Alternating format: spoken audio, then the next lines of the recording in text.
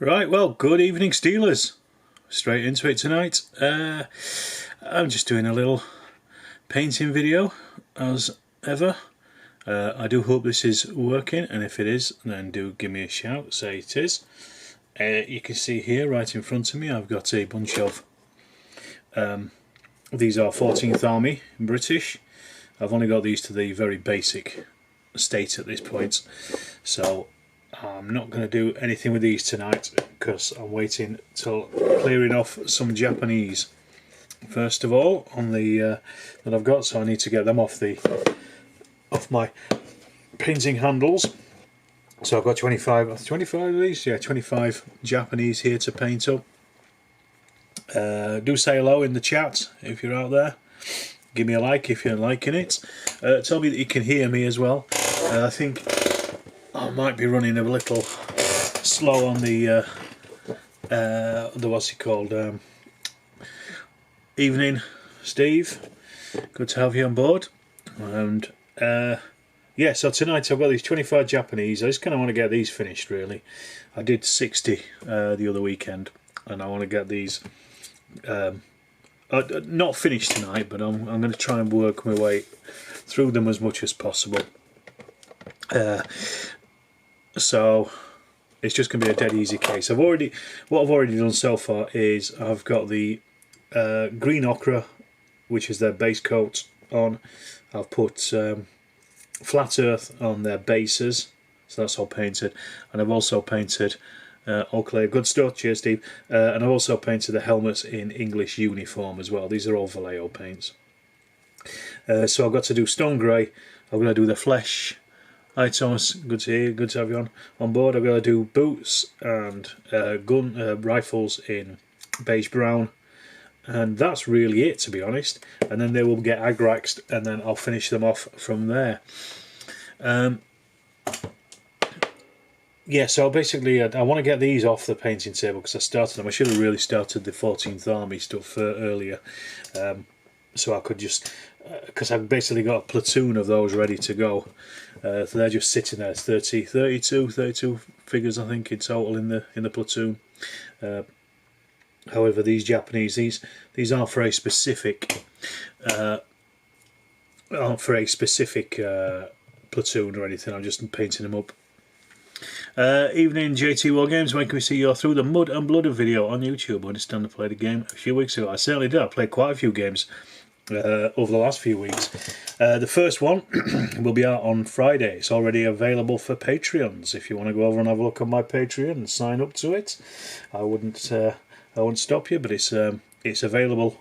I always do an early release for videos. I said the other week.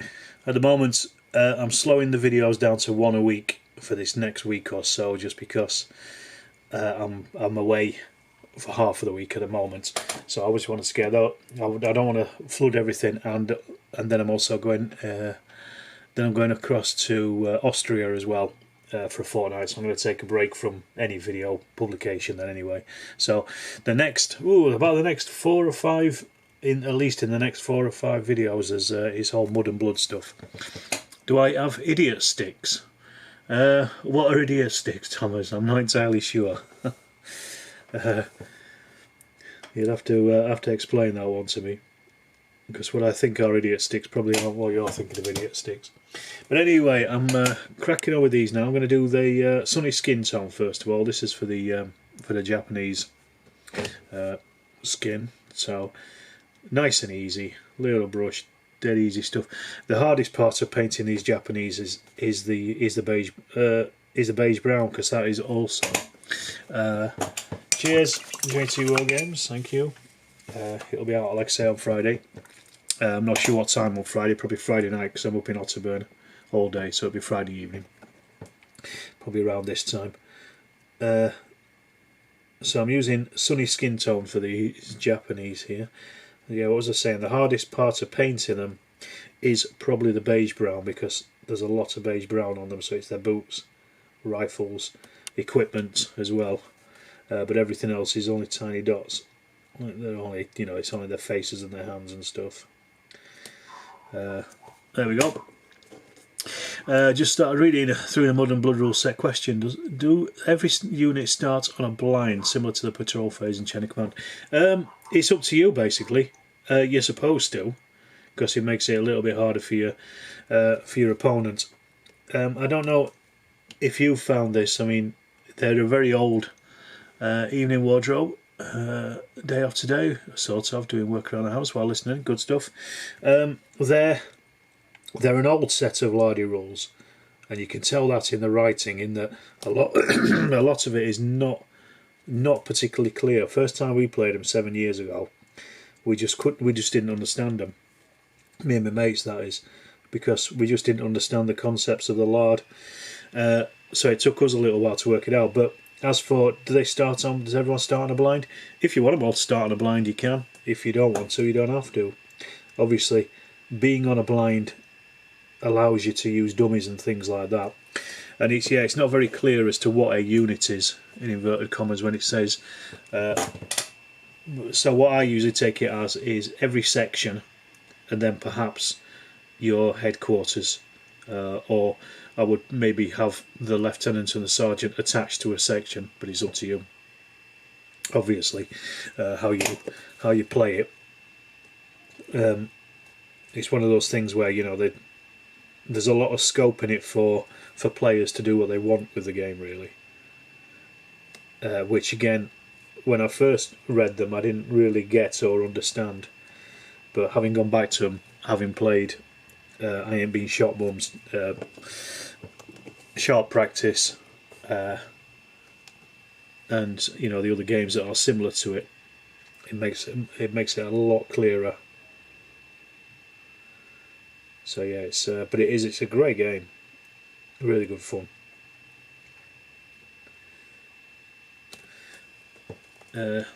We played him first time round. We played him.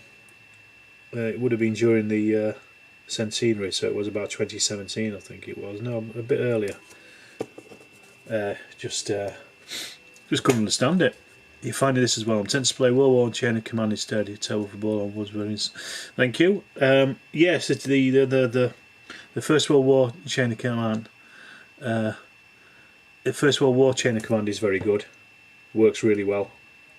But Through the Mud and Blood also works very well. When you see my videos, you'll see what I mean exactly. So I talk about it a little bit more. It's a lot less. It's a lot more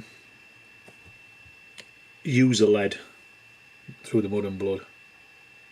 It's not as prescriptive as say Chain of Command. In the same way that thing is as well. It says it's an idiot stick, so Marine said. Okay. I'm not sure. I think you've missed something out there, Thomas. Something is an idiot stick. Do you mean are you talking about knee mortars, perhaps? But yeah, like if you read stuff like Bag the Hun and things, you can tell they're old rules. And I think somebody even said when I posted one of the first videos of it, when I was playing it the other day, somebody even said that they felt a little bit like a bunch of house rules that had been put together in a rules book. And I think I half agree with that. It's a bit harsh, but I think it's just their writing style at the time. I think if they wrote Through Mud and Blood and Bag the Hun now, they would be a lot clearer.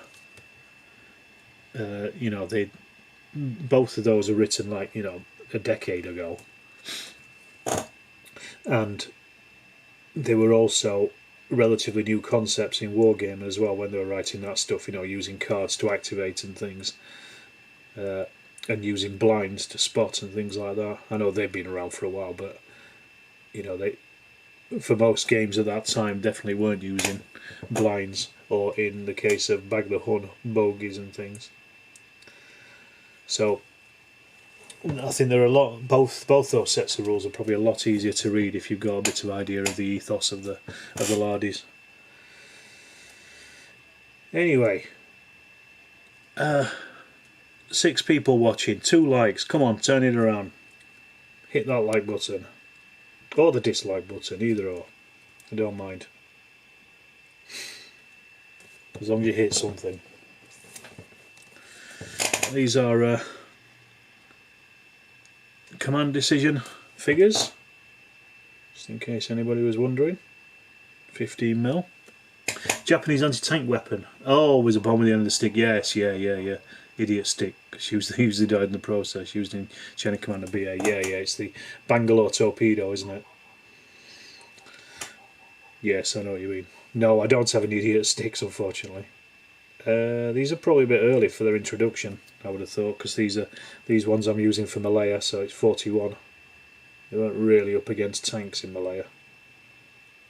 Well, the heaviest Allied armour there was the Lanchester vehicles, the Lanchester armoured cars. I know they were fighting in 41 in the Philippines. They were fighting against Honey Stewart's, what the Americans had. I want to do some of those games. That'll be interesting. Some Coloured and Painting Studios, first time catching the stream. Good stuff. Good to have you on board. Welcome to the stream and the painting. As I say, at the moment I'm doing this tonight, and then because I'm away up to Otterburn again on Wednesday. If my car, evening Paul, you'll good to have you here again, Paul. As you can see, I'm painting your figures here. Your Japanese. Let me show you, Paul. You missed them at the start. Here we go. Check these out. I've started the first platoon of 14th Army, but I want to get these Japanese done first before I move on to these. I worked out the other day that I've got a full platoon of Japanese for Chain of Command. Well, I've already got like 3 platoons full of for Chain of Command. However, they're all mounted on multiple bases. These ones, it's my first proper one that's mounted on individual bases. So, and some of the lads at the club want to play Chain of Command in the jungle, so I'm going to be using those. That's going to be their first outing. Remember, the Lardy started because people wanted him to publish their house rules for Vietnam War 2. Yeah. Charlie Don't Surf, wasn't it? Which became I Ain't Been Shot, Mum. I think is what they mean by play the period, not the rules. They weren't prescriptive because they were guidelines. Absolutely. Oh yeah, exactly. But I mean, we'd at the time when we first played Through the Mud and Blood, that was the first Lardy game I played. I just didn't understand that idea of playing the period, not the rules. We were playing stuff like Rapid Fire, where it's quite prescriptive. So you know, to go from an I go you go that is quite old school in its feeling to something that, you know, you half write the rules yourself. Yeah, knowing miniature gamers house rule how they see fit, so here are guidelines and more power to. Yeah, exactly that. The problem is though, you get a lot of people who are real rule sticklers, aren't they, when it's stuff like Chain of Command. I mean, I get so many comments on my, well, at least I don't so much anymore, but I used to get tons of comments telling me that I'd done something wrong on my Chain of Command videos, and I just thought, well, you know, still enjoyed it. Anax, hello, howdy doody, welcome aboard. I just kind of, I'm like, right, okay, fair enough. If that's, you know, I still enjoyed the game. Nobody died apart from some 15mm figures. You know, the game wasn't changed in any way that I didn't roll. I rolled a 5 instead of a 6. That philosophy was great at the beginning. The more popular they become, more prescriptive they become, because that tends to be more popular. Yeah, exactly that. That's what I was saying. I do apologise. There's a lag on the video output, so if I'm not answering you immediately, that's why. It's because I'm running through OBS and I'm up in the loft, so poor old internet struggles a bit to catch up with itself. But yes, it's hey up Richard Hogg. But yeah, exactly, like Chain of Command, because he's got so many fans, it is incredibly prescriptive, because so many people have read the rules and have their not interpretation of them, but you know, some people read them inside out. I do, but then I forget loads of stuff. Like I was playing a game of Star Wars Chain of Command for some of the chaps for just before Virtual Lard, and some I didn't even know that there was the covering fire rule. I'd forgotten about it because it's literally, you know, a sentence or two in the rules, but it's a really important thing, and I'd never used it because I'd completely forgotten about it. But yeah, the stuff like, yeah, like definitely like the older stuff is like you say, it's like it's a handbook. You've got your base rules about how to, you know, how to fire and how to roll for hits and things, that kind of stuff. It's even like in I Ain't Been Shot Mum, where you have to decide how good you think or how bad you think the actual firing is. It's either a great shot, an okay shot, or a poor shot, and it's up to you to decide with your mates, isn't it? It's like you go, okay, well, they can see them, so that's an okay shot, or, you know, they're behind a wall, right, that's a poor shot. And I like it, I like that, I do like that. Forgetting about the strategy, like re-rolling ones for semi-auto rifles, absolutely. Yeah, very much so. Yeah, that's one thing I forget. And I always forget the national... Well, I'm getting better with it, but I generally forget the national characteristics as well in Chain of Command. I forget to use them. And they're very useful, that's the thing. You'd like to do some more First World War gaming at some point. I've been looking at square bashing, but could be interested in Through the Mud and Blood. As you play the most, what's the main difference? John Thomas just says many forget when playing Americans. Yeah, very much so. The difference is the size of the game, Steve. So, Mud and Blood is large skirmish, so you're looking at a platoon, maybe 2 tops, whereas square bashing is the base unit is a battalion, but it's only between 12 and 16 men, 4 bases. So you can have it at any size because it doesn't matter really. Also, Through the Mud and Blood is card activated, so it's not an I go you go, whereas square bashing is. Square bashing's played on a 3 foot by 4 foot table, and it's broken down into 6 foot squares, and you move in those squares and attack in those squares. Square bashing is more about the assault than any firing and things, because firing is very desultory. I think I've got a square bashing game. There's a couple of square bashing games on the rest of the channel. If you have a look in the After Action Report playlist, there's at least 2, and I'm sure I put another one out recently. Yeah, Kaiserschlacht one just the other week, so check those out. You'll see how it plays. I love square bashing. I think it's a fantastic game. It's got some really nice innovative features in it. Like there's a pre-game countdown where you basically spend a week, not in real time, in game time, and it's like you're choosing your strategy about attacking or defending, and it then gives you bonuses in the game itself. Like you might get extra ammunition or for your artillery, or you might get more aircraft or something, or or you might get more defences if you're playing defensively, that kind of thing. It's really good for that. I rarely use it actually, because me and my mates would usually play the pick up and play quick game, but it's a really nice little innovative thing. Through the Mud and Blood, Chain of Command for First World War really. It's down to platoon level, but it's all done by big men. So the sections don't really do anything when they're on their own. They'll fire and they'll seek cover, but they need big men running about telling them what to do, basically.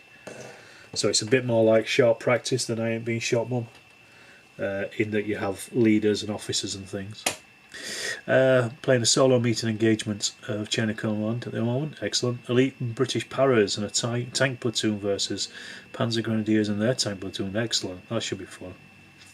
You know, I struggle with most in minigaming, feeling satisfied with my chosen base size and number of minis on said base.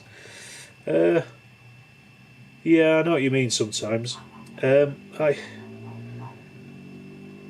I've been thinking about these Japanese, and I've done most of these on single bases, but I think there's about another 75 left in the bag that Paul sent to me. I think there's about 120 in total. I can't remember the full total. But what I was thinking of doing was putting those on multiple bases, multiple figure bases, so I could use them in other things like O group, or even for I Ain't Been Shot Mum. And then I use these individual figures for I Ain't Been Shot Mum when I'm taking off casualties and things. Like I say, I've already got a full platoon for chain of command out of the figures that Paul sent, so I don't need any more than that, since I've already got a million of them anyway. Has Ivan been talking to you about his First World War project? Yes, he has. We've been chatting on Twitter via Messenger. He's just been sounding me out on a couple of things. It's all very exciting. I'm looking forward to that, to him producing something. Seems like First World War is the flavour of the month at the moment. I don't know if it's just me, but all my posts on First World War stuff on any social medias have been really popular. And one of the most popular games that I put on the channel was the Mons 1918 game that I played, a Chain of Command. So I think it's picking up steam a little bit at the moment. I don't really know why. Like Steve just saying there earlier on, he's been looking into doing some First World War stuff. The more the merrier, I say. So I played this weekend. I just played a game of Sturm Abteilung Vor, which is the I Ain't Been Shot Mum version of First World War. So it's company level, really. You've been playing a few Peter Pig games over the last couple of weeks. Bloody Barons, AK-47 Republic. Been loving the pre-game stuff in both of the games. You have to pick a Quest B. Yeah, I've not played those ones yourselves, but I expect it's probably something similar where you basically work your way through the.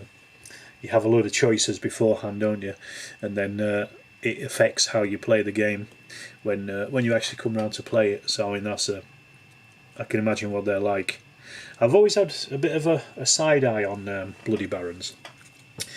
I've got no particular interest in the Wars of the Roses, or even that period of history.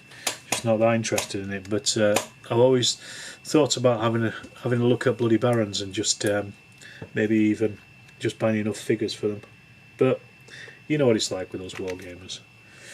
We grab these ideas.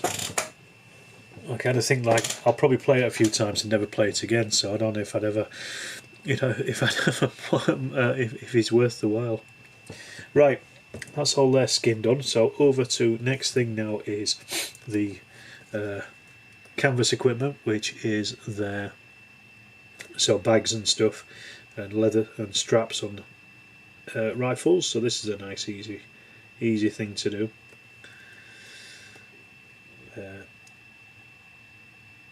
And for this I'm painting these in stone grey. I am at some point going to make an actual video of painting Japanese and British. I'm going to do a proper video of it, take you through all the steps, because again I think the Japanese are starting to become a little bit popular, what with Warlord putting out their Pacific stuff, and also I think Plastic Soldier Company seem to be rumbling about it, don't they, with their battle group stuff. I think that a lot of that is going to be Pacific. So I fully expect that they will probably do a range of figures to stand up with them. But at this point, I've probably got more Japanese than were in the 25th Army that attacked Malaya. So I probably don't need any more 15mm Japanese. But it would be great if they did tanks. So I'd certainly get some more tanks. I've got quite a few already, about 13 or so, but you can always have more tanks, can't you? And they're also interesting as well, because they've got some interesting camouflage on the tanks. But at the moment, I've not seen anybody say anything about it, so I don't know whether they're going to or not. Fingers crossed they will. What's everyone else painting tonight anyway? As I rattle on, if you're even painting anything. Or making something. what I did get the other day was a load of stuff in the post for making scenery. I got it from Paul over at Sabotaged. I got a load of greenhouses and outdoor toilets. Always more tanks, indeed.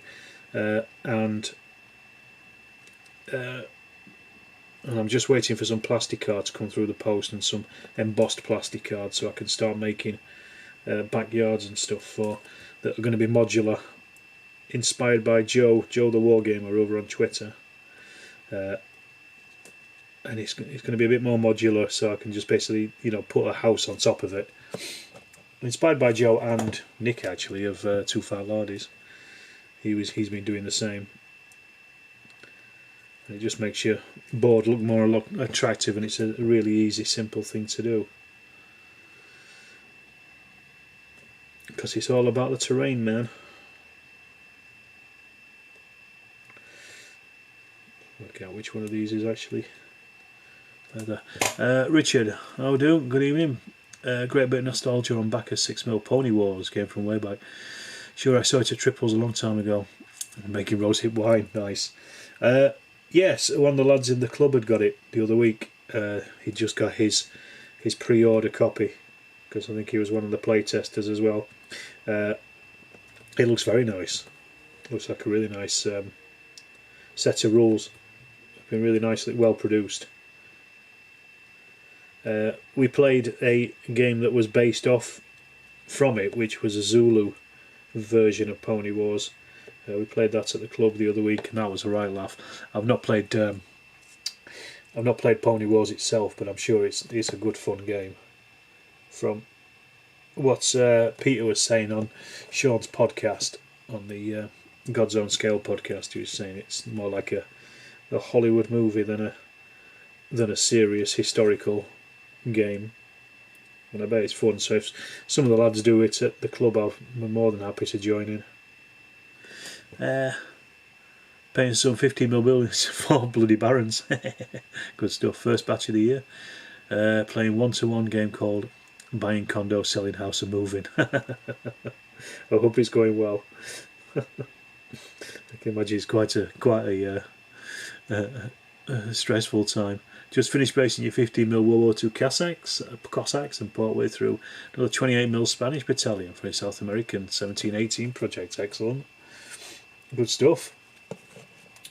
It's always a varied mix of people are on here. I like to see it. Feels sometimes like I'm about the only wargamer that really sticks to one or two periods. I generally don't really deviate outside of World War II, World War I, and Napoleonic periods. I just don't have time. I suppose I'm just not that fussed about them, really. Each to their own, innit, at the end of the day. If you don't want to paint something, you don't have to.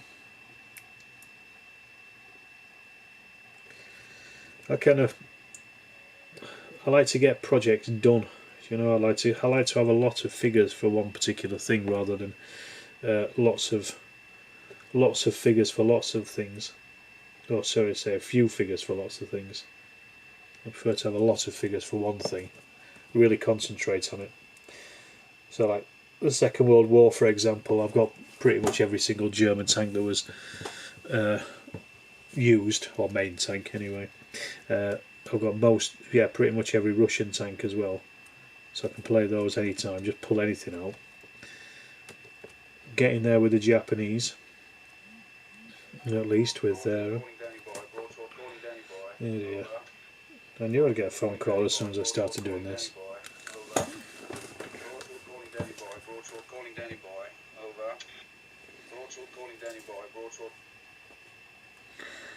Yeah, I've got a text. My wife. Right, you should send me a voice message as well. Right part way through a live stream. First time she sent me one in about a month. I'll listen to it later.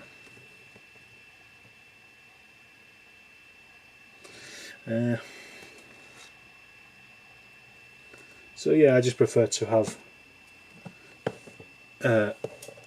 lots of figures for a few things. You like working on multiple projects for decades, apparently. Yeah. Yeah, World War II wardrobe says. Pretty much 1 to 3 rule sets again. I thought I was committed to 15mm, however as I downsize I want smaller terrain. Well, yeah, I mean, for 6mm is a good way to go for that, isn't it? And it's a quick way of producing lots of stuff very quickly, really. And you can make some really nice little vignettes. Like your man over at what we call it, Project Wargaming. Aaron at Project Wargaming is doing some really nice 2mm stuff, printed stuff there. I can't believe that. Everybody starts ringing me when I'm in the middle of doing a live stream. Like I've heard nothing from anybody all day. I'll catch up with them after I've finished.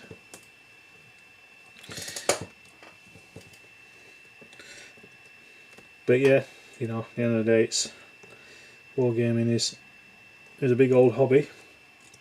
You can do a lot, or not much. It's really up to you. I think in recent years I've probably bought a lot more rules than I have anything else.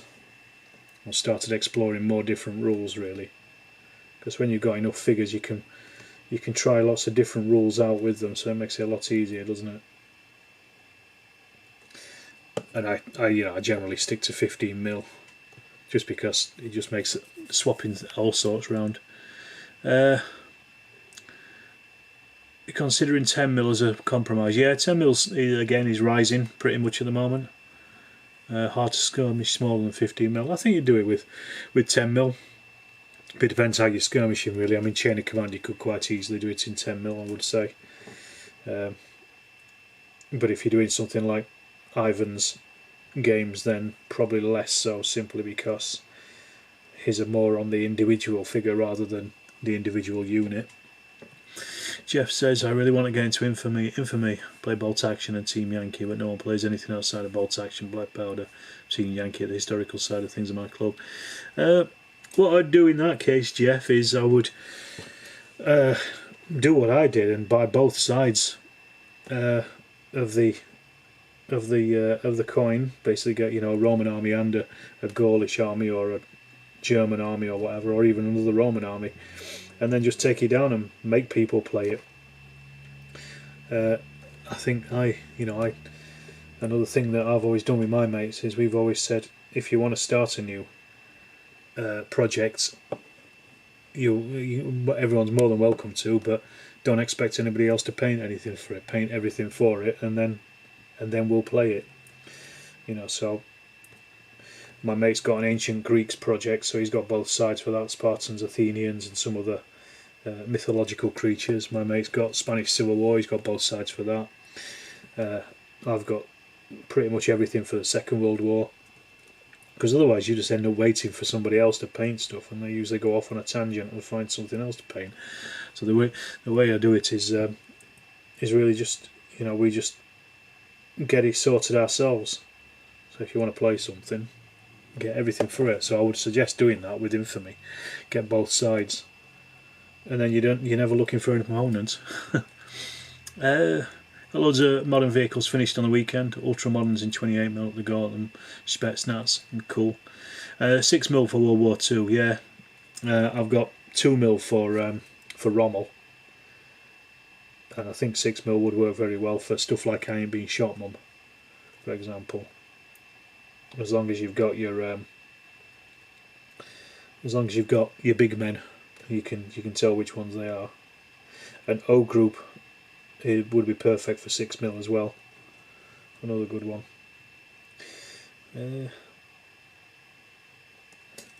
What else are we all saying? Wardrobe says, how would you represent men in buildings in 10mm? Typically you can't place figures in 10mm buildings. Yeah, good point. I don't think there's many MDF ones. You could just do a little floor plan of the building on the side of the board. You know, just on a piece of paper. And just put them on that. That's what I'd do. I mean, you know, I'd make it nice and attractive and everything. I'd draw it out properly on a computer and things, but you could easily just show where all the windows are. You could do it for every one of your buildings. If there's 10 mil, you probably don't have a great number of buildings, especially in Chain of Command. You don't have that many, unless like you're in Stalingrad or something. You know, most of the buildings in Chain of Command are already, you know, there's way less than 10 most of the time. So what I'd do is, for every building that I had, I'd just make a floor plan of them and then just print them out, dead easy, and then just have it off the table kind of thing, you know, on the edge of the table or on a that kind of thing. Yeah, Paul says you paint both sides for the project. Yeah, and Steve says you've done that with Bloody Barons. Did both armies for Tewkesbury. Got a few club members who have volunteered to play. There you go. You say exactly. I mean, people will try it out if you've got both sides, because there's no effort on their side. You're not waiting for them to finish off painting something. I mean, if they do, then that's great. No problem with it.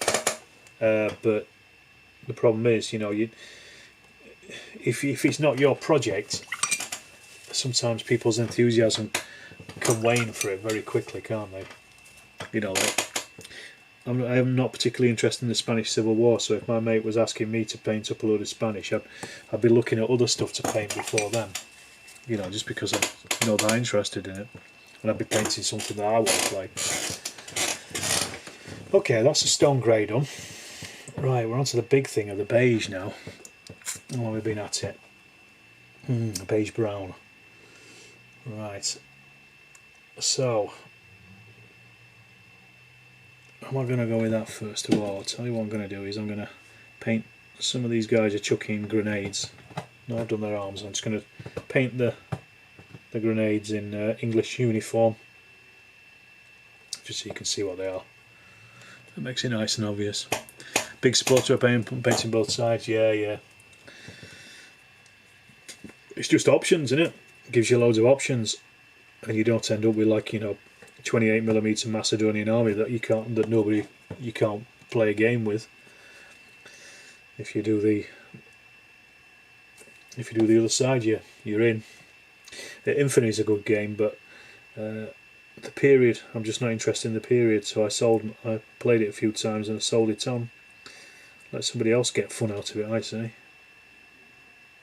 I enjoyed it while I did, but like I say, I just realised it wasn't sparking joy, as they say. Right, so I've got some beige brown here, so I'm going to hit this up. Just wondering whether, I'll tell you what I'm going to do first of all, is there's a couple of guys in these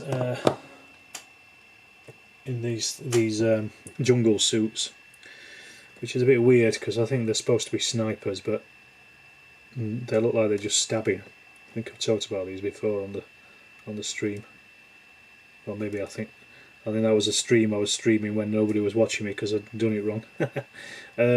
Yeah, these weird sniper chaps. They've got the basically what are like ghillie suits, but made out of reeds and stuff and straw. But I don't know if you can see, but they're just stabbing. So they're not even like snipers in a sniper. You know, they're not even shooting in a sniper pose. They're a bit weird, those. I don't really know why they're like that. I noticed them first time round when I first got the Japanese.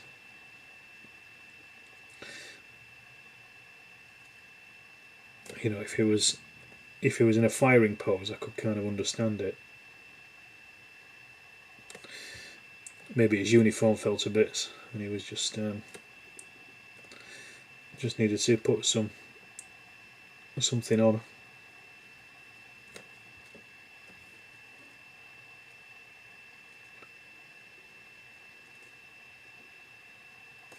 Right, that's just them two. I think they're the only ones. Just check. Yeah, they're the only ones out of those.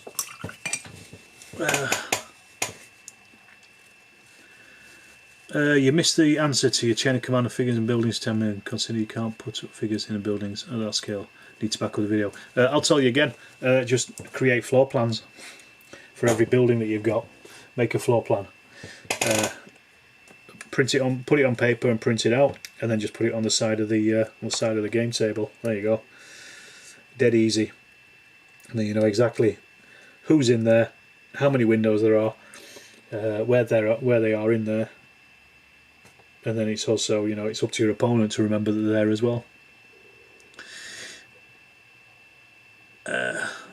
Colin says, hi, that's exactly why I'm painting the Swedish and the Russians for 15mm sharps practice. You know. Who do you know? I don't know what. Don't leave us in suspense, Colin. Tell us what you're saying. I don't know what you're saying there. But yeah, it's the same principle all the way around. It's just basically just make sure that you've got enough figures for everybody to play the game, really. I think I'm running out of Beige Brown.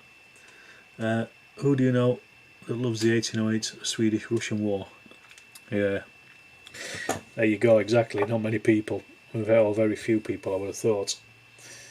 Yourself, I'm not sure who else. I'm running out of Beige Brown. I know I've got some in the post coming, but it's obviously not arrived yet. So I use this stuff all the time. I probably use this as much as I use black or white even, simply because I use it on rifle stocks. It's a good colour for rifle stocks, but the Japanese have got a lot of Beige Brown because they've also got leather equipment which I'm painting in Beige Brown, and their boots as well.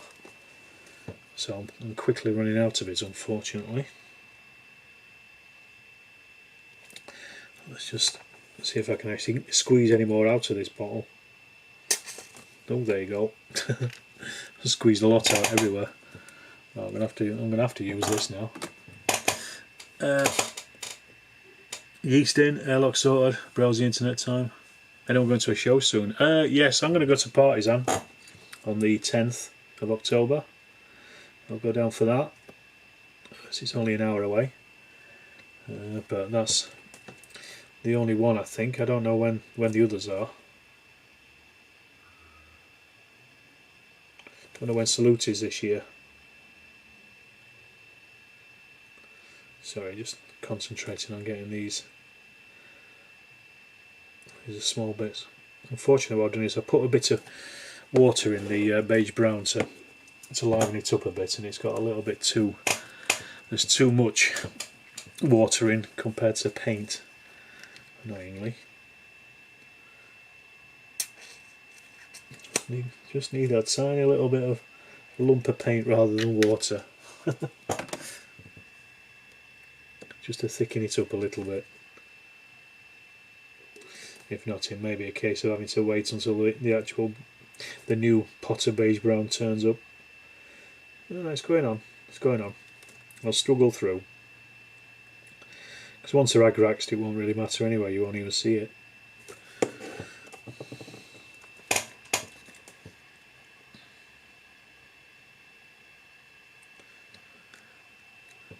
Here in Glasgow, Falkirk seems the first local show. Okay, yeah. Yeah, different world, the wargaming world in Scotland for me. It's a bit too far north. York is about as far north as I'll go, because that's an hour away from us.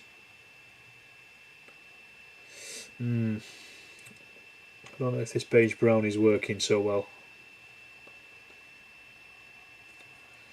especially on the equipment. I don't think it's thick enough. That's going to be slightly annoying. And we'll see. We'll keep pushing. See what happens.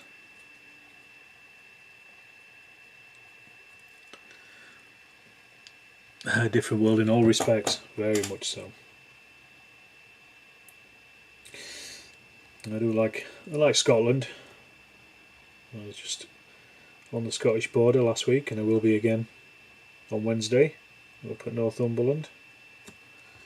In Otterburn will be the English side of the border at Otterburn though, not the Scottish side.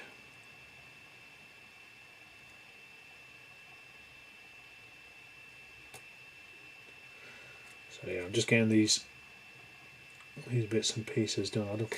There's a lot of them, and there's a lot of little bits to do on these. That's the problem.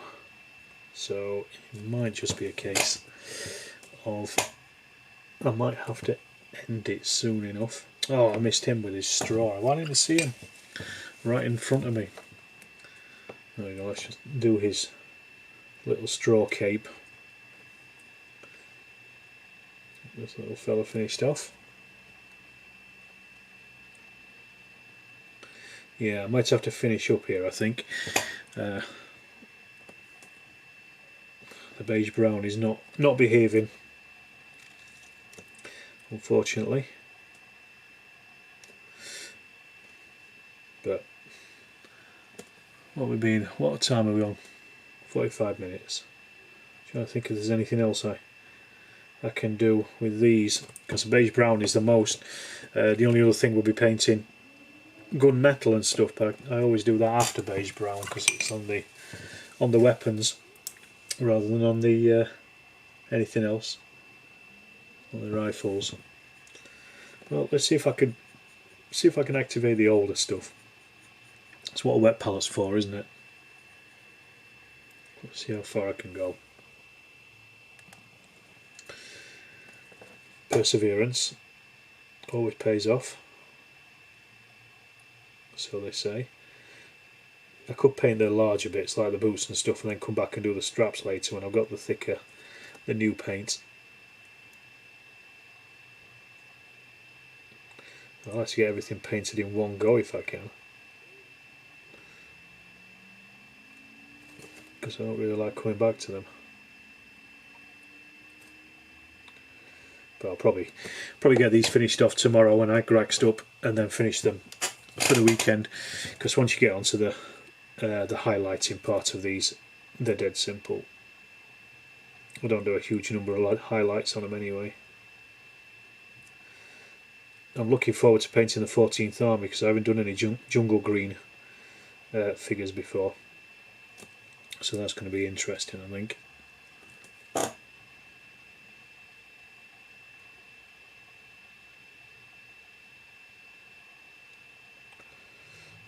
Right.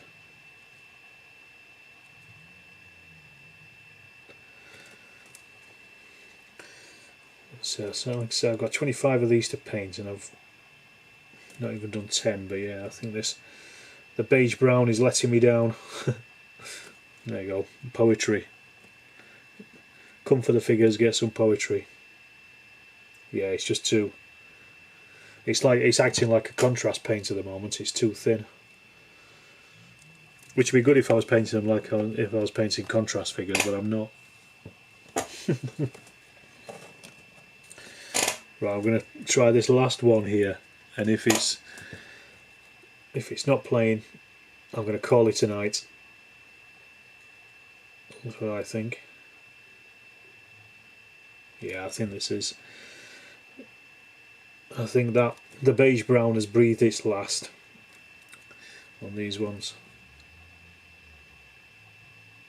I really think I'm stretching it to its limits. Okay. Right. So yeah, I'm going to leave it at that. It's not really working. I haven't got anything else I want to start yet. Good night, Richard. I hope the wine is tasty. I've got nothing else I really want to start, so I'm going to leave it at that, because I can't really do anything with those until I've got that Beige Brown really, so that's slightly annoying for me, but it is what it is. It's the way of the world. Hopefully the new paint will turn up tomorrow at some point. I'm sure it will. And I am going to say good night, everybody. Thanks for watching the stream. If you've enjoyed it, give me a like. If you haven't already, do subscribe. I'm sure most of you are anyway. Share it about, say hello, and look out for the next video coming to your way very soon. So good night all.